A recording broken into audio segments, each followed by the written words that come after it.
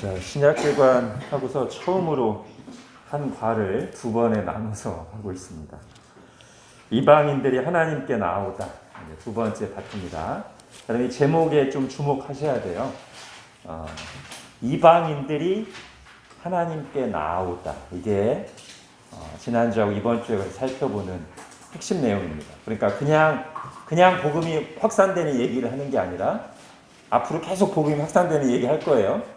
근데 그 중에서도 지금 지난주와 이번 주 초점은 뭐냐면 오랫동안 오랜 편견과 전통 속에서 막혀있던 그 장벽을 넘어서서 마침내 이방인들에게 복음이 전파되고 그들이 교회로 받아들여지는 하나님의 백성으로 인정되는 이야기, 이게 핵심입니다.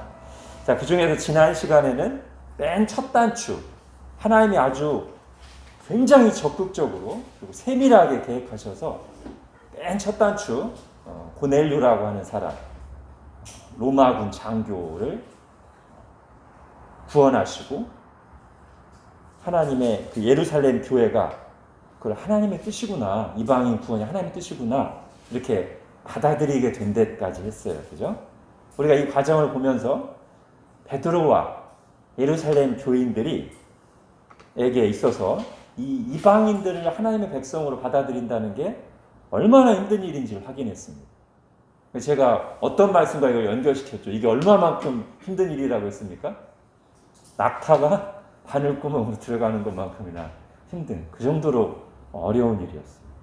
그러나 때가 되자 하나님 그렇게 하셨고요. 또 하나는 이게 얼마나 중요한 사건인가. 아마 사도행전에서 비중이 가장 큰 이야기입니다.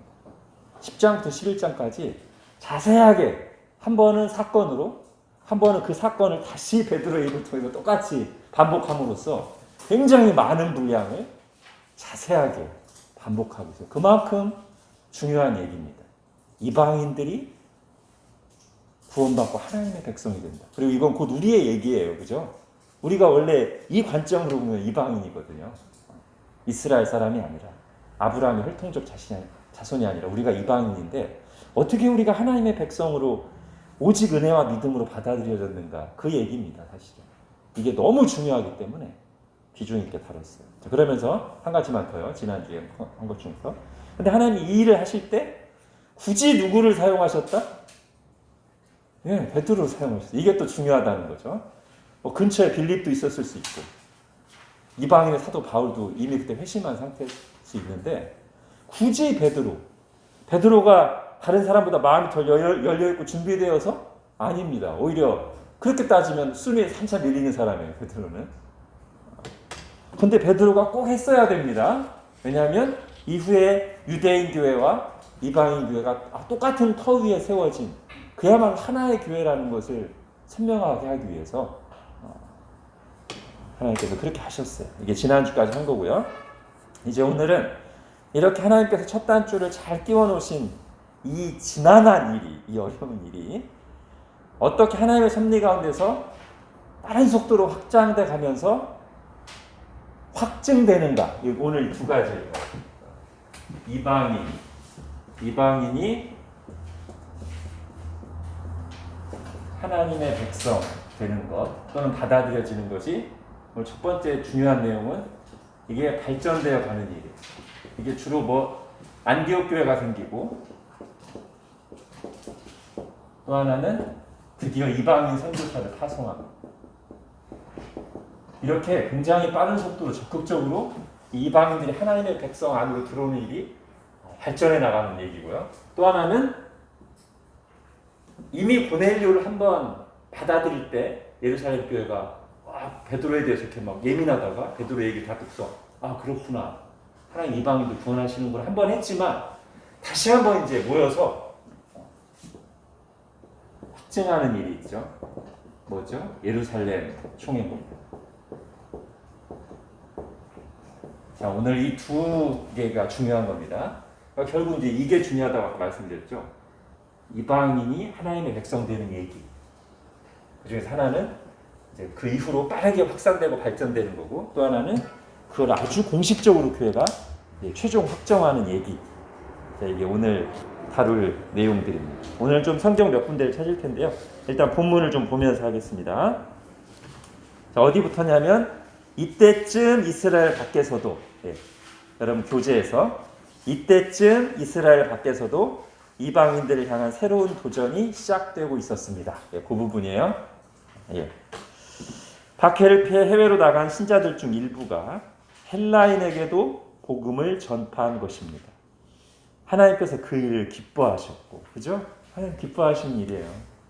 하나님이 주도적으로 고넬료에게 복음 전하게 하셨잖아요. 이 사람들은 그 얘기를 못 들은 사람들이었을 수 있지만 어떤 이유로 인해서 이 사람들은 베드로와는 달리 예루살렘 교인들과는 달리 이방인에게도 복음을 전해야 되겠다는 그 마음을 가지게 됐어요. 그리고 한번 해봤어요. 그랬더니 믿고 막 하나님께 돌아오는 역사가 힘있게 일어났어요. 여기서는 베드로에게와 달리 자연스럽게 그 일이 이루어졌고 강력하게 일어났습니다. 그래서 예루살렘으로부터 북쪽으로 한참 떨어진 도시 안디옥에 오늘날 터키 동쪽, 동남쪽 끝부분에 있는 안디옥에 교회가 세워졌습니다. 자, 이제 여기까지 흐름을 이제 한번 볼게요. 이제 여기까지 흐름이 그 사도행전 1장 8절에 어떤 큰 그림이 마무리되는 단계입니다. 여러분 성경을 한번 보십시오. 자, 일단 사도행전 1장 8절은 예루살렘과 온 유대와 사마리아와 땅끝까지, 그죠? 그게 예수님이 승천하시면서 말씀하신 하나님 나라가 자라가는, 하나님 나라가 점점 이렇게 확장되어가는 비전이었어요. 자, 그게 1장 8절에서 나오죠. 비전을 말씀하셨어요. 계획. 그러다가 차례로 예루살렘과, 그건 어디서 돼요? 사도행전 2장에서, 그죠? 사도행전 2장 오순절날 성령이 임하셔서 바로 그냥 예루살렘에서 강력한 성령님의 역사, 말씀의 역사로 본격적인 추수가 일어납니다. 한 번에 막 3,000명, 5,000명 하면서 엄청난 숫자가 예수님을 믿죠. 예루살렘과가 됐어요. 그 다음에 온 유대와 사마리아와 어디서 됩니까? 스데반이 순교한 후에 사도행전 8장, 거기는 가보시죠. 이제 사도행전 8장, 지난번에도 한번 봤지만 다시 한번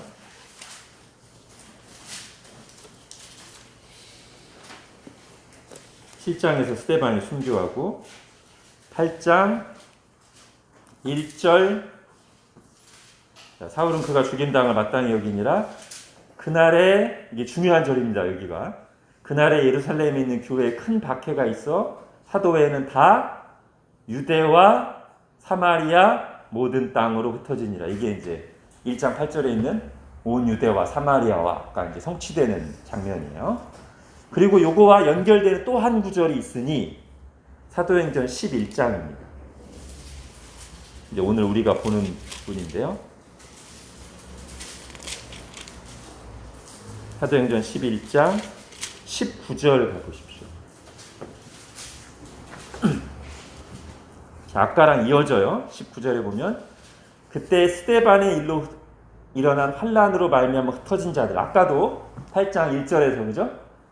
그 스데반의 순교로 환란으로 흩어진 자들이 유대와 사마리아 모든 땅이었잖아요. 여기도 똑같이 이어서 스데반의 일로 일어난 환란으로 말미암아 흩어진 자들이 점점 북쪽으로 베니게와 구브로와 안디옥까지 이르러, 자, 지경도 이방인의 땅으로 나갔지만 더 중요한 것은 유대인에게만 말씀을 전하는데 그 중에 구브로와 구레네 몇 사람이 안디옥에 이르러 헬라인에게도 주 예수를 전파하니 주의 손이 그들과 함께 하시며 수많은 사람들이 믿고 주께 돌아오더라. 자, 여기에 지금 그 땅끝의 개념 두 가지가 다 들어 있습니다. 예수님께서 예루살렘과 온 유대와 사마리아와 땅끝까지 했을 때 이 땅끝은 두 가지 의미가 있다고 제가 말씀드렸어요. 지리적으로 뻗어나가는 거고요. 그죠? 또 하나는 반드시 어떤 개념이 들어가야 돼요? 이방인 선교가 들어가야 돼요. 근데 지금 여기 19절에서 21절에 그 두 가지 의미가 다 들어가 있어요. 흩어진 자들이 이제는 유대 지경, 사마리아까지도 큰 틀에서 유대 이스라엘 땅이죠. 그죠? 그 지경을 넘어서서 이방 땅으로 들어갔어요. 베니게와 구브로 안디옥까지 나갔어요. 자, 이것도 하나의 중요한 축이에요. 그런데 20절에 보니까 또 하나 중요한 축, 그 중에 어떤 사람들이 헬라인에게도 순전 이방인들에게도 주 예수를 전파해서 믿게 됐어요. 자, 이제 이 땅끝의 진정한 시작이 여기서 시작되는 겁니다. 고넬료에서 첫 단추는 꼈어요. 그런데 고넬료는 지금 이스라엘 지경 안에 있고 아직 지금 한 명만 어렵게 받아들여진 건데 여기서 이제 본격적인 이방인 추수가 이제 시작됐어요. 이게 그러니까 여기까지가 이제 나머지는 이 일의 지속이에요. 그러니까 사도행전 1장 8절의 큰 흐름을 보여주는 구절들이 이 구절들이에요. 1장 그래서 비전을 보여주고 2장 8장 1절 11장 19, 21절 이게 사도행전의 큰 흐름입니다. 자, 근데 이 일이 어떻게 이루어졌어요? 지금 이제 구절을 찾은 이유 중에 하나가 이건데요. 이 일이 어떻게 이루어졌습니까? 사도행전 1장 8절에서 말한 이 예루살렘에서부터 땅끝까지 이방인까지 쭉 나가는데 어떻게 이루어졌죠? 크게 세 가지 같아요. 그죠? 첫 번째는 당연히 여기서 말한 가장 중요한 이유. 오직 성령이 임하시면, 그죠? 그게 아니면 안 돼. 이게 제일 중요한 이유예요, 사실. 성령님이 임하셔야 돼. 우리에게 성령님이 임했습니까? 예수님 믿으면 우리 안에 성령이 계시죠, 그죠? 예. 자, 또 하나 이유가 작동해요. 특히 아까 우리가 찾아봤던 두 군데 8장하고 11절에 보면 공통적인 이유가 하나 들어갔죠. 뭐죠? 예, 스데반의 순교로 일어난 환난, 박해. 그러니까 성령님 임하셔서 강력하게 사도행전 2장에서 예루살렘에서 일어나는데 그 다음 이 사람들 안 움직여요. 성령님으로 충만한데도 주님이 한번 풍덩 하니까 그때 쫙 퍼져나왔거든요. 그러니까 섭리라고 해야 될까요? 크게 말하면 섭리.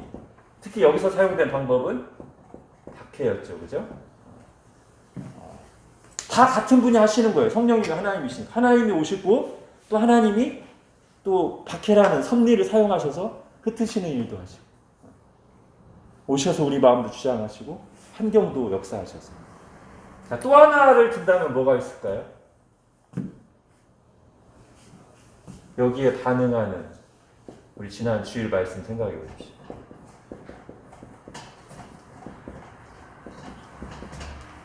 자, 성령님이 오셔야 되고 하나님이시고 섭리를 사용하시고 박해를 사용하시지만 결국 누가 합니까? 네, 사람이에요. 하나님 택한 사람. 지난 주일날 그걸 제가 강조했죠, 그렇죠? 하나님 택한 사람을 통해서만 이 일을 하십니다. 우리가 성취자예요. 하나님 혼자 다 하실 수 있어요. 천사를 통해 하실 수도 있어요. 근데 하나님 어떻게 정하셨냐면 전도에 미련한 것으로 사람을 구원하시기로 정하셨어요. 내가 너로 말미암아 모든 민족에게 복을 주기로 결정하셨어요. 너희는 가서 모든 족속에게 제자로 삼아로 결정하셨어요. 우리가 그 일을 해야 됩니다. 우리가 하나님의 백성이고 세상의 빛과 소금으로 구원받았습니다. 우리가 안 하면 안 되는 겁니다. 자, 이 세 가지로 인해서 사도행전 1장 8절 하나님 나라가 막 성취되어 가는 이야기, 이게 지금 우리가 살펴보고 있는 이야기입니다. 자, 그 다음 볼게요. 자, 그런데 이제 안디옥에 가니까, 안디옥에 교회가 생기니까 이상한 현상 하나가 일어났습니다. 유대 지역에서만 들리던 그리스도라는 이름이 안디옥의 이방인 신자들 입에서 고백되고 찬송되고 전파되었습니다. 그리하여 사람들은 이 낯선 이름을 온 마음으로 사랑하며 따르는 안디옥 신자들을 새로운 별명으로 부르기 시작했습니다. 그리스도의 사람, 곧 그리스도인이라고 말합니다. 자, 헬라어로는 크리스차노이예요.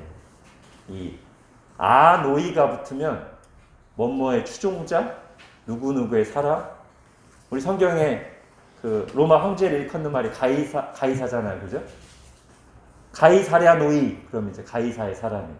가이사의 측근.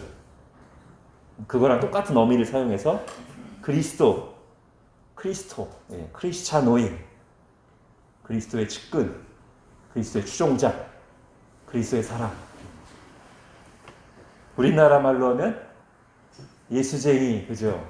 우리 한국도 그런 영광스러운 이름을 얻었었어요, 초기에. 우리의 선배들이 워낙 예수님만 얘기하고 다니니까 맨날 예수님 전도하니까 예수쟁이. 와우, 그죠? 이 안디옥 교회가 얻었던 이름과 비슷한 이름을 우리의 선배들이 얻었습니다.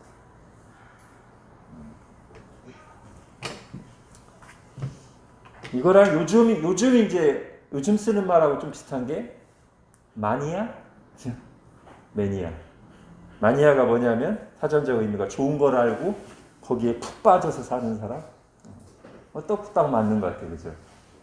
저와 여러분 예수 매니아. 마니아는 거기에 푹 빠져서 다른 것보다 여기에 훨씬 좋고 거기에 막 마음과 시간과 막 젊은 사람들고 막 돈도 막 지갑도 아낌없이 꺼내고 막 투자하고 막. 그죠?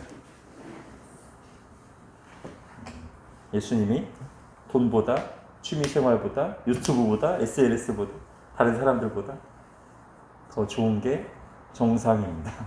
그리스도인에게는. 근데 이 사람들이 예수님 또는 그리스도 말만 많이 했을까요? 아닌 것 같아요. 예수님을 많이 말했을 뿐만 아니라 그리스도를 많이 말했을 뿐만 아니라 그리스도를 따랐어요.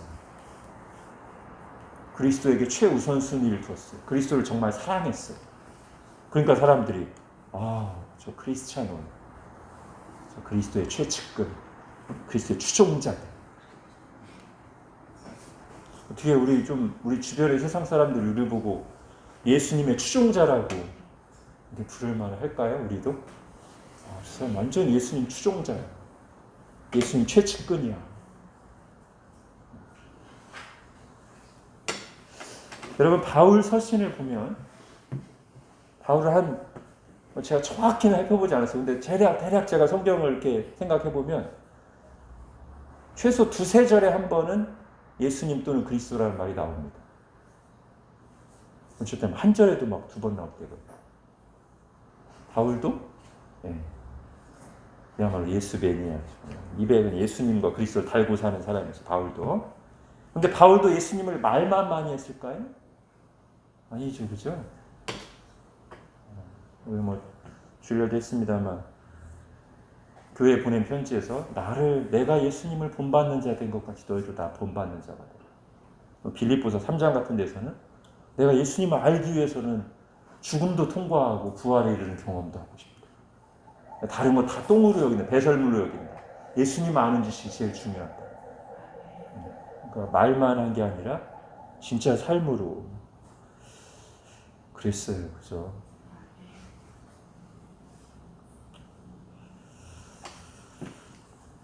제가 이 부분을 딱 하다가 문득 제 스스로에게 좀 자문을 해봤습니다. 제가 정말 예수님을 삶의 모델로 삼고 본받고자 하는가? 제가 좀 부끄럽게도 솔직히 이 생각을 당연하게는 여기는데 그래야 된다고 당연하게는 여기죠. 여기 설교도 하고. 근데 갑자기 여기서 그 질문을 하는데 제가 좀 진지하게는 안 하고 있는 것 같아요. 한동안. 옛날에는 이랬는데 어떤 이유 때문인지 너무 막 저의 연약함과 죄악된 모습을 많이 발견해서 이제는 가능성이 없다고 여겨져서인지 아무튼 이런저런 이유로 제가 당연히 그래야 된다는 거 알고 말도 하지만 진지하게 그래 내가 예수님처럼 살아야 돼는 좀 엄두가 안 나는 것 같기도 하고 잘 그랬던 것 같아요. 한동안. 여러분 어떠세요? 제가 좀 회개를 해야 될 것 같아요. 이 부분을 제가 진짜 많이 실제적으로 생각을 잘 못하고 살았던 것 같아요. 그냥 당위로만 알고 그래야지. 근데 너무 멀어 보이는 느낌이 들어서. 근데 성경을 보면 그렇지 않은 것 같습니다. 그래서 진짜로 예수님을 닮으라고 따라가라고 그게 그리스도인이라고 말하고 있어요. 그러니까 그렇게 이따 그렇게 같이 기도합시다. 자, 그 다음 볼게요. 최초의 이방인 교회요 그리스도인이라고 불렸던 이 독특한 공동체는 얼마 후 그들의 지도자인 바나바와 바울을 선교사로 파송했습니다. 자, 이것도 이제 처음 있는 일이에요. 안디옥은 최초라는 타이틀이 여러 가지가 붙는데 선교사를 이렇게 공식적으로 파송한 것도 역시 처음입니다.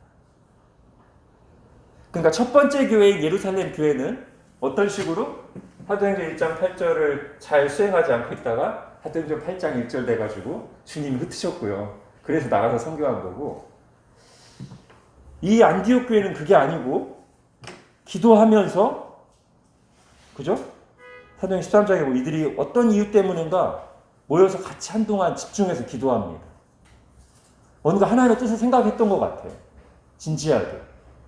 그러던 중에 성령님이 자, 너희 중에 내가 택한 두 사람을 이방의 선교사로 보내라 명령을 받고 순종해서 공식적으로 파송합니다. 예루살렘 교회하고 좀 다르죠? 안디옥 교회가 더 멋진 것 같아요. 이런 면에서는. 예루살렘 교회도 당연히 우리의 모범이 되는 교회인데 적어도 이 부분에 있어서는 안디옥 교회가 더 주님 뜻에 잘 순종했습니다.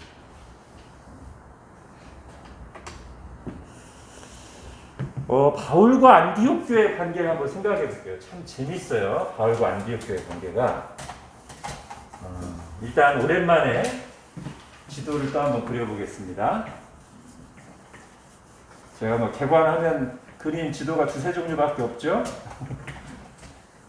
구약할 때는 고대 근동 지역, 그리고 신약할 때는 지중해, 그죠? 대략적으로만 괴물의 입이라고 제가 말하죠. 뻐드렁이 하나 있고, 그거보다 조금 뿌리가 굵은 이빨 하나 있고, 그 다음에 네모스럽게 생긴 둥근 혓바닥 있고, 이렇게, 그죠? 여기가 지중해. 네, 여기 예루살렘이 있습니다. 여기 너무 밑으로 쳐졌네요, 그림이.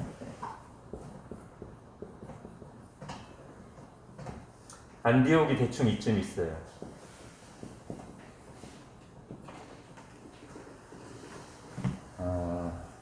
여기가 오늘날 터키고요, 그죠?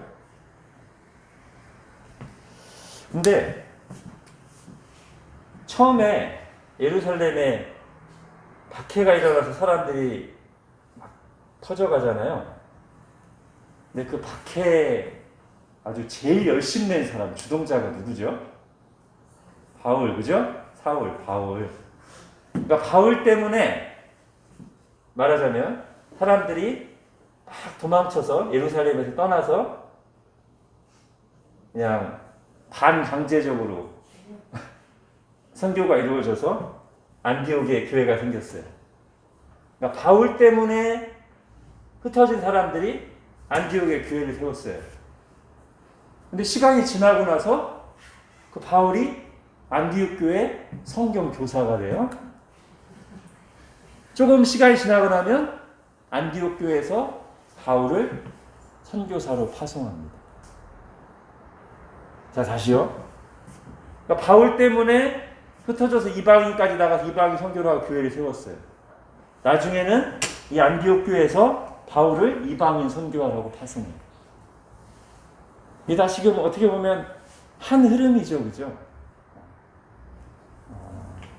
이 배후에 역사하시는 분은 하나님이시죠.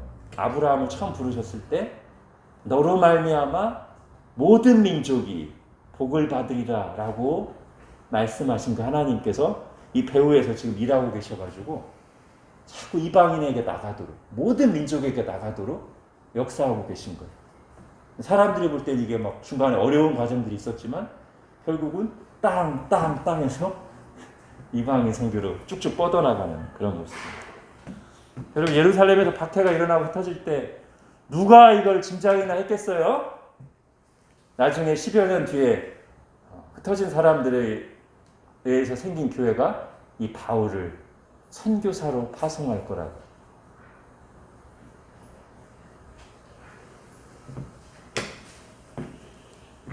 우리도 내년에 10년 되는데 좀 선교사 한 명 파송. 네, 우리는 모릅니다. 네, 하나님이 아시죠? 자, 그래서 지금 제가 말씀드린 이 내용 쭉 보면요, 이런 표현 괜찮은 것 같아요. 착착 진행되는 이방인 선교. 사람들이 볼 때 막 박해가 일어나고 막 흩어지고 막 난리 나고 어려운 일이 많이 있었어요. 근데 한 걸음 떨어져서 큰 틀에서 보니까 착착착 진행. 흩어지고 바울이 회심하고 안디옥 교회가 생기고 선교사 파송하고 그냥 착착착 진행. 그죠? 그 중간에 있는 우리는 잘 몰라요. 근데 하나님의 관점으로 시간이 지난 뒤에 보거나 다시 딱 보면은 원래 이 하나님 나라 프로젝트가 아주 딱딱 진행되냐. 그리고 그 중요한 단계마다 하나님의 강력하고 주권적인 개입이 있었어요. 대략 3가지 정도. 뭐죠? 바울의 회심, 그죠? 이거 예수님이 직접 찾아오시잖아요. 그 다음에 맨 처음 첫 단 죽기실 때 이방인 선교, 고넬료 선교할 때도 베드로에게, 고넬료에게 하나님이 굉장히 직접적으로 개입하시죠. 그 다음에 바울, 바나바 선교사로 파송할 때도 성령님께서 그들에게 바울과 바나바를 파송해라. 아주 굉장히 직접적으로. 지금 역사의 굉장히 중요한 단계, 사람이 스스로 할 수 없는 일들, 그러나 반드시 이루어져야 될 일을 할 때 하나님이 좀 그렇게 개입하시는 걸 보게 돼요. 성경에서. 그걸 통해서 이것이 하나님의 뜻이라는 걸 더 명확히 하시는 거죠.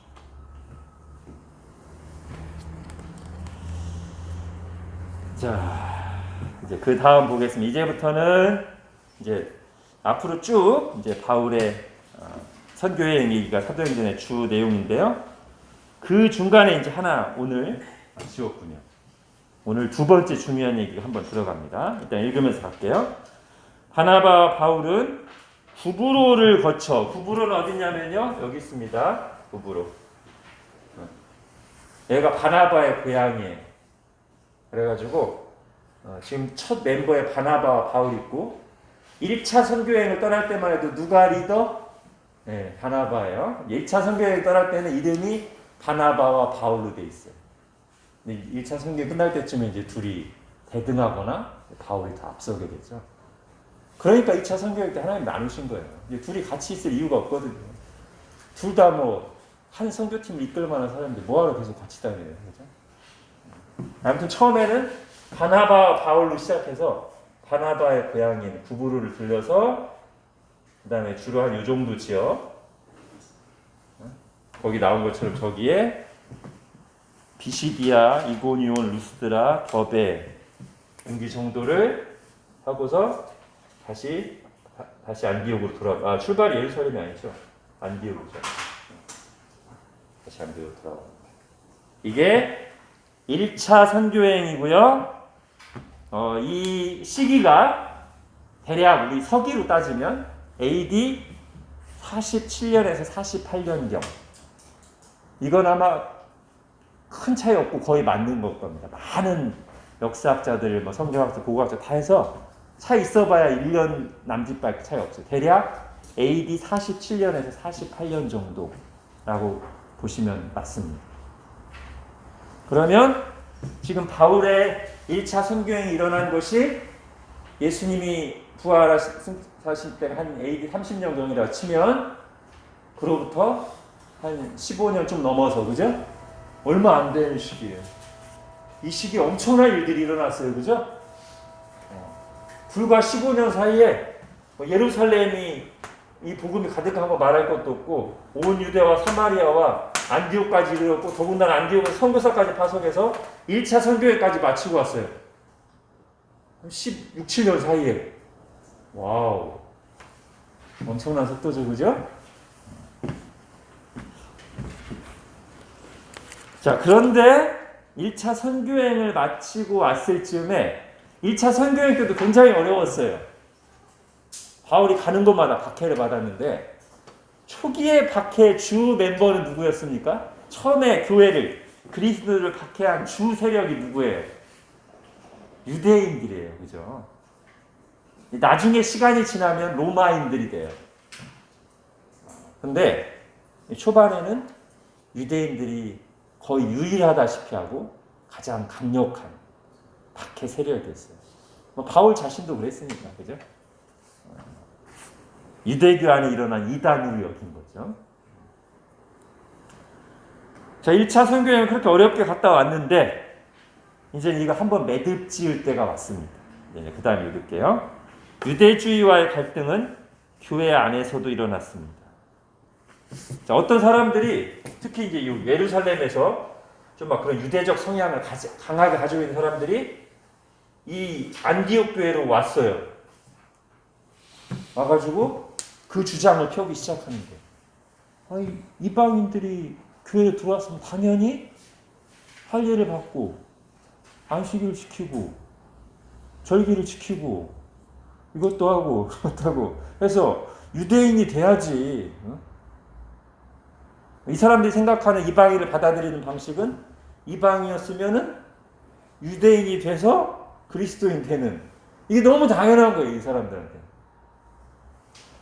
그런데 바울은 이 자기가 회심하고 나서 수년간 하나님 앞에서 이렇게 구약 성경을 다시 연구하고 계시를 받고 어떻게 정립을 하고서 이방인의 사도가 됐냐면, 오직 믿음, 오직 은혜를 이미 정립하고 그렇게 선교여행을 갔다 왔는데, 지금 자기를 파송한 교회, 그리고 그 파송한 교회보다도 더 모교회인 예루살렘에서 오는 신자들을 통해서 어떤 논란이 교회 안에서 막 일어나고 있어요?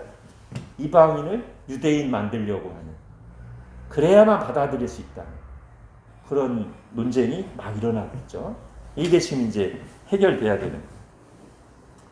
자, 고넬료의 회심을 보며 교회가 마음을 열긴 했으나, 그러니까 그래, 이방인도 구원 받는다는 거 받아들이겠다니까. 다만 이방인을 있는 그대로 받아들이는 것은 그건 쉽지 않았다. 아직 상당수의 사람들이 이방인을 받아들이되 반드시 율법을 준수하도록 해야 한다고 주장했습니다. 결국 교회의 대표자들이 예루살렘에 모여 역사적인 회의를 가졌습니다. 이건 정말 역사적인 회의.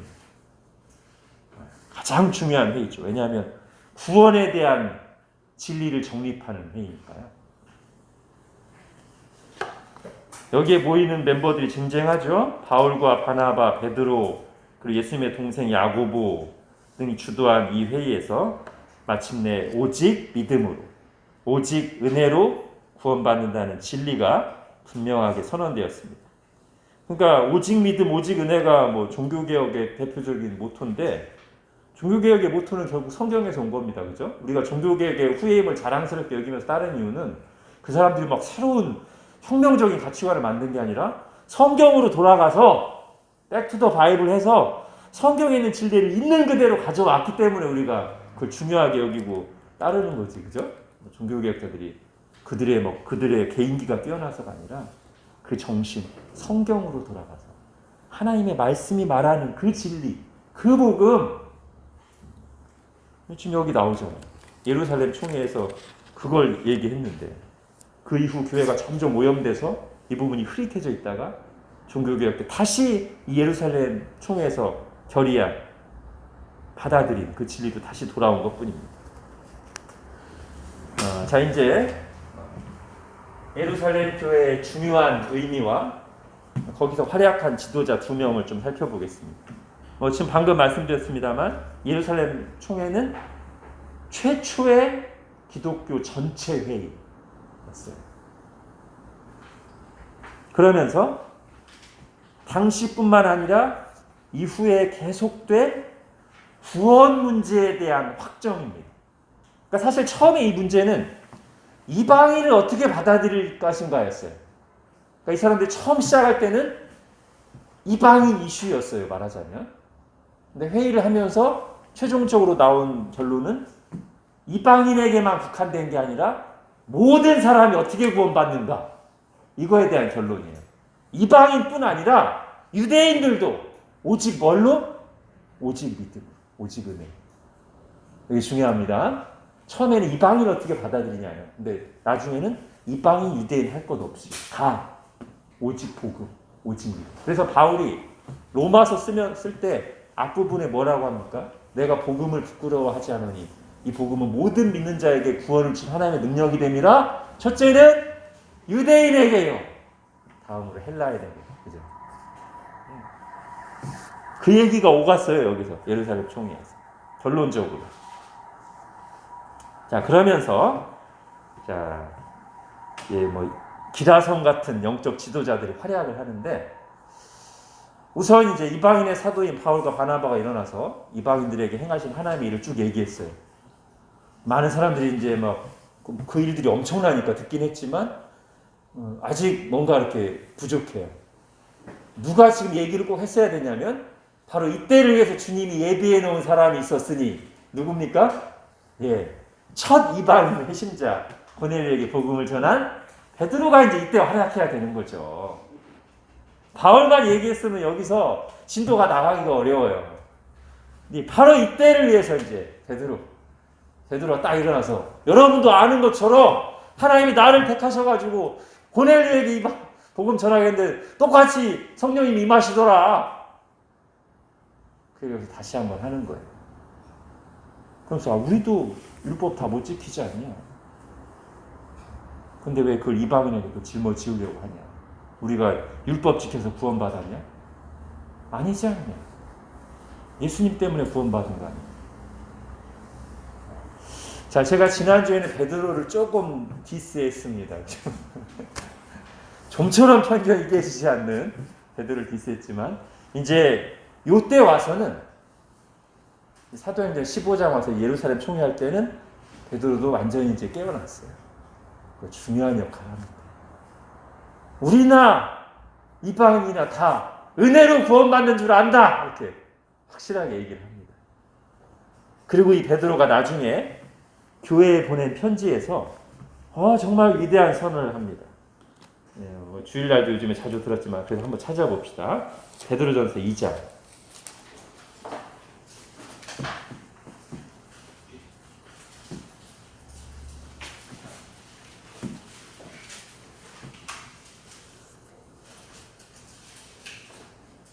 베드로전서 2장 9절 10절.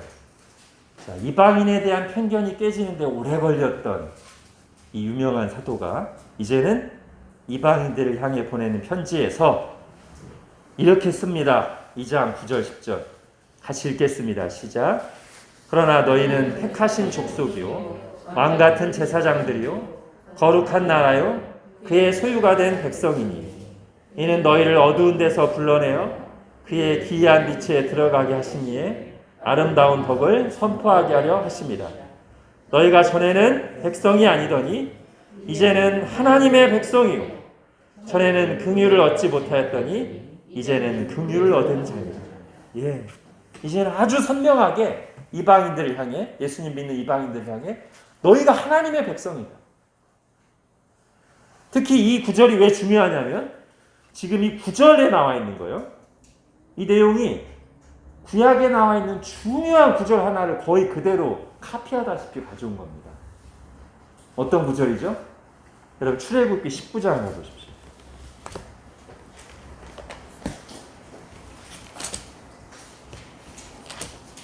지금 베드로가 의도적으로 이 구절을 인용해서 이방인 그리스도인들에게 적용하고 있는 거예요. 출애굽기 19장 5절 6절입니다. 시작. 세계가 다 내게 속하였나니 너희가 내 말을 잘 듣고 내 언약을 지키면 너희는 모든 민족 중에서 내 소유가 되겠고 너희가 내게 대하여 제사장 나라가 되며 거룩한 백성이 되리라. 너는 이 말을 이스라엘 자손에게 전할지니라. 예, 이게 지금 모세를 중보자로 해서 시내산에서 하나님과 이스라엘 백성이 언약을 맺을 때 나오는 말씀이에요. 즉 이스라엘이 하나님의 백성 되는 언약이에요. 이 말씀이. 그래서 여기서도 지금 그 내용, 아까 베드로서 2장 9절에 나오는 것과 똑같은 내용, 그죠? 내 소유, 제사장 나라, 거룩한 백성, 이거 딱 얘기하면서 이거를 이스라엘 백성에게 얘기하라. 이렇게 했단 말이에요. 이게 지금 언약의 말씀이거든요. 하나님의 백성 삼으신 언약의 말씀. 근데 이스라엘에게 주셨던 이 언약의 말씀을 그대로 예수님을 믿는 이방인 그리스도인들에게 그대로 적용하는 거예요. 베드로가 이제 완전히 이해하는 거죠. 바울과 똑같이 완전히 이해했어요. 아, 그렇구나. 하나님의 계획 속에는 원래 이스라엘만 있는 게 아니라 모든 민족, 모든 족속이 다 있었고, 바로 그때 우리에게 주셨던 그 언약의 말씀은 이제 예수 그리스도 안에서 혈통의 이스라엘만이 아니라 예수를 믿는 모든 족속에게 다 해당되는 언약의 말씀이구나. 그게 하나님 나라구나. 이걸 깨달은 거죠, 베드로가. 그리고 이게 바로 우리에게 적용되는 말씀이고요, 그죠?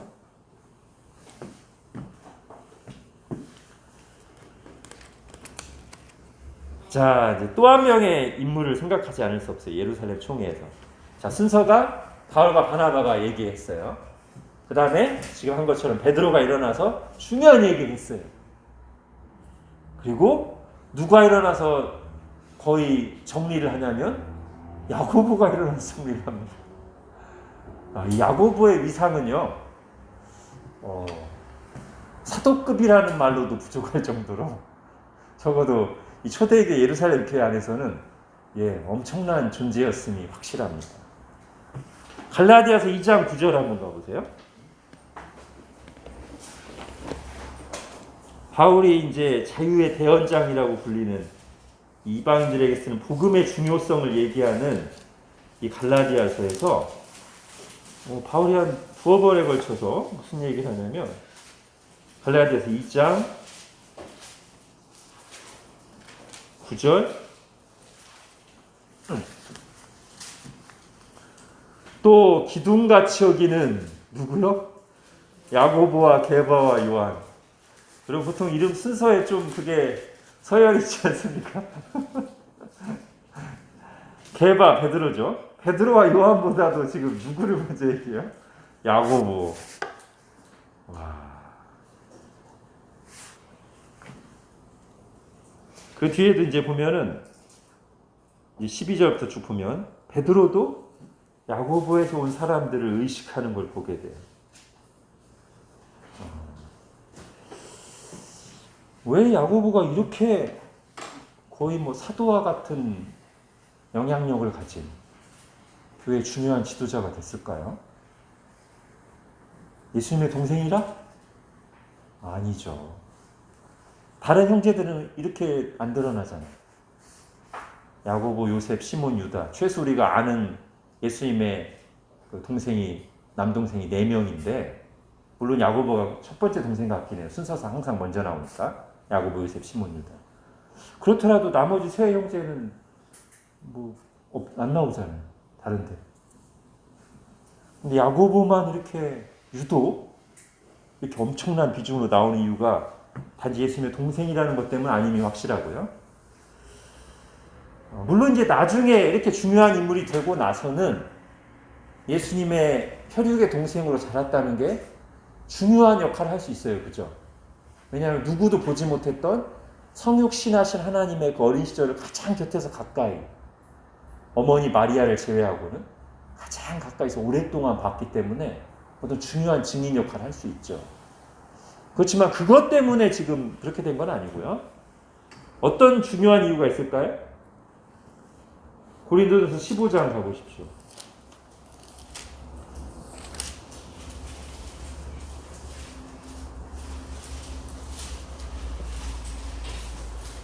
그럼 여기서 우리가 잘 알지만 바울이 여러 부활의 증인들을 얘기하는 거예요. 여기서 부활의 증인들이라 하면 실제로 부활하신 예수님을 직접 만난 사람들 얘기하는 겁니다.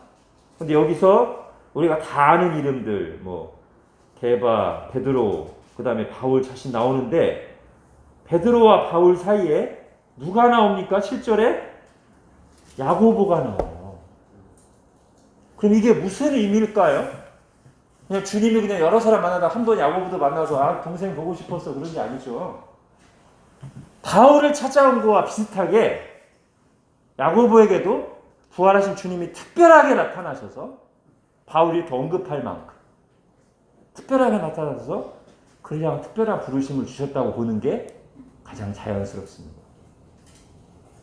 그냥 야고보는 여러 사람 중에 하나가 아닙니다. 굉장히 특별하게 야고보에게 나타나셨습니다. 바울에게 나타난 거랑 비슷하게. 물론 성경에 야고보가 사도라는 말은 한 번도 없어요. 그렇지만 사도급 역할, 사도급의 비중이 있었던 거 너무나 확실한데 그걸 가장 그거의 이유를 보여주는 중요한 구절이 저는 이 구절이라고 봅니다. 이런 식의 언급, 여러 막 500의 형제 12사람 다 얘기하다가 딱 집어서 야고보에게 나타나셨다. 그리고 다 바울에게 나타나셨다. 특별하게 나타나십니다. 또 하나 이유가 있다면 아마 이 야고보가 바울도 예수님을 원수처럼 행동하다 나중에 예수님 믿고 나서 완전히 바뀐 사람이어서 전적으로 헌신하잖아요. 야고보도 복음서에서 보면은 형이 왜 저러고 다니나 이랬던 사람이에요. 복음서에서는. 그런데 이렇게 부활하신 주님을 만나고 나서는 아마도 야고보도 완전히 바뀌어서 바울 못지않은, 베드로 못지않은 전적으로 헌신된 삶, 경건한 삶, 그런 인격과 삶을 가진 사람이었을 것입니다. 그래서 이렇게 영향력이 있었겠죠.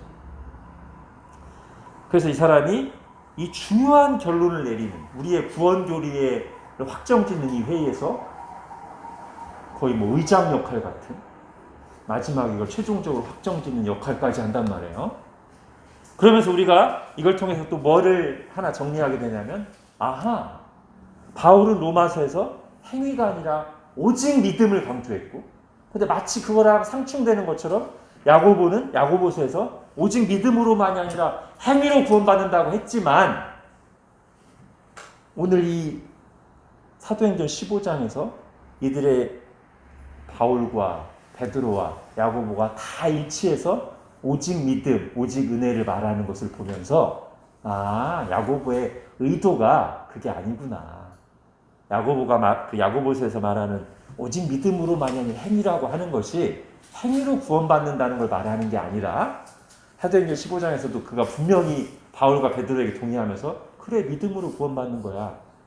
그렇게 이 사람도 똑같이 동의하는데 다만 야고보가 살던 시대 교회의 모습을 보니 믿음만 강조하면서 행함이 없고 엉터리로 신앙생활하는 사람 보면서 그게 무슨 참 믿음이냐. 진정한 믿음은 행위로 삶으로 나타나야지. 그걸 강조하려고 그랬던 것이구나 라는 것을 다시 한번 확인하게 된다는 것이죠. 그죠? 자, 그래서 이제 오늘 다루는 내용, 지난주와 오늘 내용을 정리하면 이런 겁니다. 아까 제가 제목이 중요하다고 했죠. 이방인들이 하나님께 나아오다. 단지 복음 확산이 아니라 이방인들이 하나님께 나아오고 하나님의 백성으로 받아들여지는 과정이 2주간 살펴보는 이 과의 핵심인데 이게 크게 보니까 두 단계로 이루어지더라. 첫 번째가 뭐입니까? 네. 고넬료 한 사람을 베드로를 통해서 전도하게 하시고 그가 믿고 예루살렘 교회가 그렇구나. 이방인도 구원받는구나. 이건 이제 하나님의 강권이었죠. 그죠? 하나님이 거의 주도적으로 강권하셨고 이 고넬을 통해서 이 사람이 깨달은 것은 이방인도 구원의 대상. 여기까지만 깨달았어요. 이때는. 첫 번째 단계에서는 이방인도 구원받을 수 있구나. 이방인에게도 전도해야 되겠구나. 그게 하나님의 뜻이구나. 여기까지만이었어요. 말하자면. 1단계가.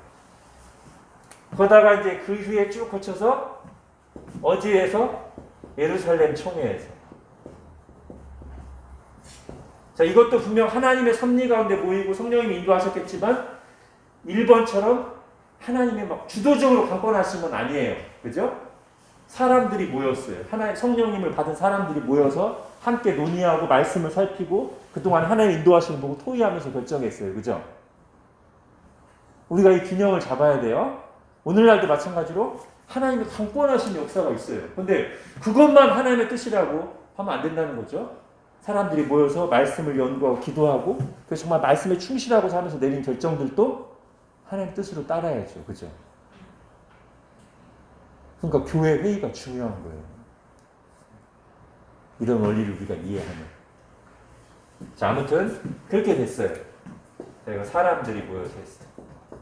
그런데 이때 여기서 이제 하나 더 진척돼서 첫 번째는 이방인도 구원받을 수 있구나. 이방인을 전도해야 되겠구나. 여기까지였다면 여기는 이방인들이 어떻게 구원받는가?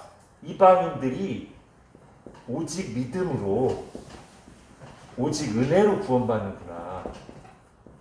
처음에는 구원받는다는 사실만 받아들였어요. 두 번째는 그 구원의 방법까지 확실히 이해하고 받아들였어요. 그래서 이제는 이방인에게만 해당되는 게 아니라 아까 말씀드렸지만 모든 사람이 오직 믿음으로, 오직 은혜로 구원받는구나. 여기까지 이르렀어요. 위대한 결론에 이르는 거죠. 두 번째에서. 첫 번째는 하나님의 강권에서 도저히 막혀있는, 낙타가 바늘구멍 들어가는 것보다 어려운 상황이니까 하나님이 아주 강권해서 베드로를 막 거의 억지로 보내다시피 해서 첫 단추를 딱 깨우셨어요. 그래서 그 뒤에는 그 일들이 쭉 하나님의 역사가 진행되면서 이제 사람들이 그 모든 것을 보고 좀 더 말씀에 대한, 구약 성경에 대한 눈도 열리고 하면서 모여서 이방인들이 오직 믿음으로, 오직 은혜로 구원받는다, 이렇게 할 수 있었다는 것이죠. 드디어 이제 사도행전 1장 8절에서 주님이 말씀하신 예루살렘과 온 유다와 사마리아와 땅끝, 이 땅끝의 개념이 드디어 완전히 이해됐습니다. 자, 이 땅끝 하나만 살펴보고 이제 정리할 텐데요. 자, 주님께서 땅끝까지 이르러 내 증인이 되리라 할 때 이 땅끝. 처음에는 그래 멀리 있는 유대인들에게 복음을 전하라고 이해했을 수 있는 이 말씀.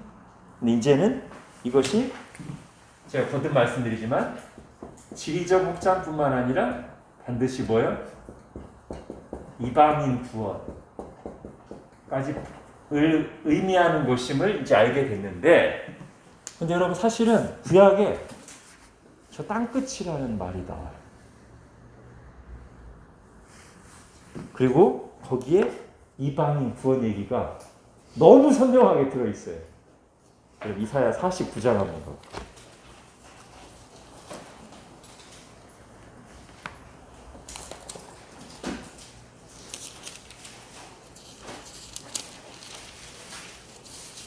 여기 말고도 이제 땅끝 열방 얘기들이 나옵니다만 제가 아는 한도 내선 이 구절이 가장 확실합니다. 용어도 정확히 땅끝이고 여기서 말하는 내용을 들어보면 이방인 구원이 이제 너무 분명해요. 이사야 49장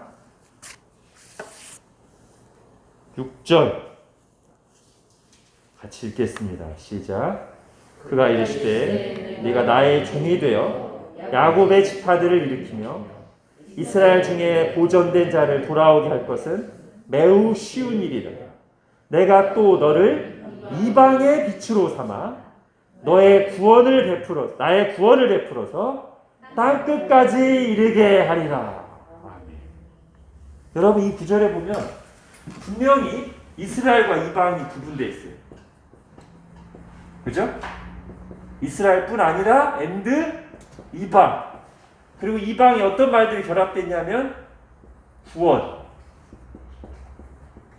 그리고 지금 우리가 보는 땅끝이라는 말이 다 연결되어 있어요. 여러분 저는 우리 주님께서 사도행전 1장 8절에서 예루살렘과 온 유대와 사마리아와 땅끝까지 이르러 라고 하실 때 이 구절을 마음속에 생각하고 계시지 않았을까? 나의 구원을 베풀어서 땅끝까지 이르게 하리라. 이 말씀 생각하고 계시지 않았을까 싶어요. 그리고 이것은 이 구절을 바르게 이해했다면, 만약 이스라엘 사람들이 그리스도가 오셨을 때 성취된 말씀으로 이 구절을 받아들이고 이해했다면, 편견으로 가려져 있지 않았다면, 그렇구나. 이방인들에게도 구원이 베풀어지고 땅끝까지 이르러야 되는 것이구나. 이렇게 알았을 텐데, 원래 받고 싶은 말씀만 받기 때문에 이게 안 보이는 거죠. 이방, 구원 다 안 보여요. 유대인들이 땅끝까지 이르러서 유대인들이 온 땅을 정복하고 싶지, 이방인들을 구원하고 싶은 마음 별로 없어요. 그러나 이제 사도행전 15장에 와서는 다 정리가 됐습니다. 이제 쭉쭉 뻗어나갈 일만 남았습니다. 자, 이제 그 다음 나머지 단락 볼게요. 바울은 예루살렘 종교회의 결정을 들고 두 번째 선교여행을 떠났습니다. 오직 믿음으로 구원을 받는다는 복음의 진리가 이방인들의 교회를 더욱 굳건하게 만들었습니다. 그렇죠. 복음은 한편으로는 우리를 자유롭게 하고 한편으로 우리를 굳건하게 합니다. 이 두 가지 같이 가면 좋을 것 같아요. 그죠? 굳건하면서도 자유로워. 자유롭다고 해서 막 시대 분위기에 휩쓸리는 거 아니고요. 굳건하긴 한데 경직돼 있고 그러지 않고 굳건하면서도 자유로워. 와우. 복음의 진리 안에서. 그죠? 그 후 하나님께서는 바울 일행을 유럽으로 인도하셨습니다. 여기서부터가 이제 2차 선교행이죠. 2차 선교행은 AD 49년부터 52년 정도로 보시면 됩니다. 소아시아 지역에서 선교를 계속하는 것이 바울의 계획이었으나 하나님은 더 좋은 계획을 갖고 계셨습니다. 바울은 성령의 인도하심에 순종하여 에게해를 건너 복음을 전했습니다. 이렇게 하여 마게도냐와 아가야 여러 곳에 교회가 세워졌습니다. 자, 2차 선교행은 아까 1차는 안디옥에서 출발해서 구부르 섬을 지나 터키 이쪽 동부하고 중부 이쪽 정도 했다면 바울이 2차는 1차 여기까지 나갔으니까 2차 이제 여기를 다 이제 점령하려고 했죠. 그러면서 바울은 항상 몇 개 중요한 대도시, 거점 도시를 전략적으로 선교하기 때문에 이쪽 지역에서 제일 큰 도시 어디요? 에베소에 가려고 했어요. 쭉 가려고 했는데 하나님 계속 막으셔요. 그래서 막 계속 막으셔요, 하나님이. 그러다 딱 가서 여기가 건너다 보이는 이 바닷가에 딱 오니까 자, 마게도냐를 와서 우리를 도우라. 그래서 마게도냐 가서 빌립보, 데살로니가, 베레아 했는데 거기서 또 박해를 통해서 막 밑으로 끌어내리셔서 아테네, 고린도까지 하고서 이제 이렇게 돌아옵니다. 2차 선교행입니다. 이게 AD 49년부터 52년 정도까지. 자, 여기까지 있습니다. 밑에 그 세 권의 성경이 있죠. 갈라디아서, 데살로니가전서, 데살로니가 후서인데 갈라디아서는 약간 언제 쓰여졌는지 조금 견해 차이가 있어서 정확히 말씀드리기 어렵습니다. 그런데 여기 넣은 이유는 이 갈라디아서에서 바로 오늘 사도행전 15장에서 확정된 그 내용을 바울이 가장 강한 어조로 얘기하고 있어요. 오직 은혜로 오직 믿음으로 구원받는데 왜 다시 율법으로 돌아가려고 하냐. 이걸 가장 강하게 얘기합니다. 갈라디아서죠. 그래서 갈라디아서를 자유의 대현장이라고 하고요. 데살로니가 전후서는 시기가 거의 확실합니다. 바울이 3차 선교행 중에 2차 선교행 중에 3차 선교행 중에 2차군요. 2차 선교행 중에 썼어요. 2차 선교행 중 복음을 전했던 데살로니가 교회에 썼군요. 예. 아무튼 굉장히 바울의 서신 중에서 가장 이른 시기에 쓰여진 서신서가 데살로니가 전서 후서입니다. 2차가 맞을 겁니다. 어디서 썼냐면 아까 제가 그랬죠. 데살로니가에서 복음을 전하고 박해 때문에 베레아까지 해서 급히 밑으로 내려왔어요. 그리고 고린도에서 1년 6개월을 머물거든요. 아마 거기서 썼을 겁니다. 그러니까 제가 데살로니가 가끔 인용할 때마다 몇 번 말씀드렸듯이 데살로니가 전후서는 어떤 사람들에게 쓴 편지다? 초신자들에게 쓴 편지예요. 믿은 지 짧게는 몇 개월, 길어봐야 1년 남짓밖에 안 되는 초신자들에게 쓴 편지가 데살로니가 전후서입니다. 여러분 데살로니가 전서를 읽으면서 이건 너무 수준 높은 말씀이라 나에게 적용되기 부담스러운데 그러면 진짜 우리 안 되는 거예요. 20년, 30년 믿은 사람이 1년 된 신자들에게 쓴 편지 보고 너무 수준 높아, 나 신청하기가 어렵네 그러고 있으면 정말 쪽팔린 거죠. 그죠? 자, 거기에 어떤 말씀이 있습니까? 쉬지 말고 기도하라 그랬습니다. 범사에 감사하라. 쉬지 말고 기도합시다.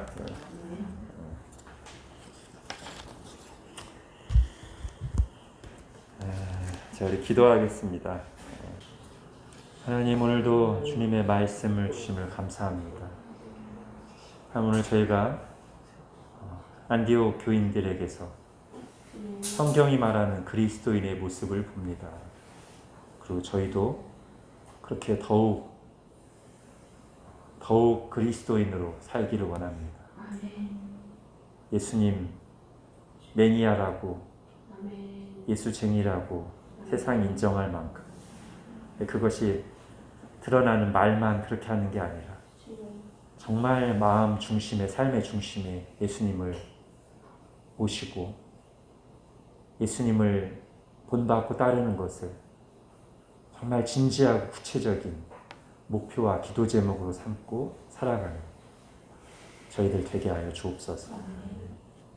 하나님, 또한 저희가 성경 속에서 가장 멋진 모델인 안디옥 교회를 보고 저희도 그렇게 쓰임받기를 원합니다.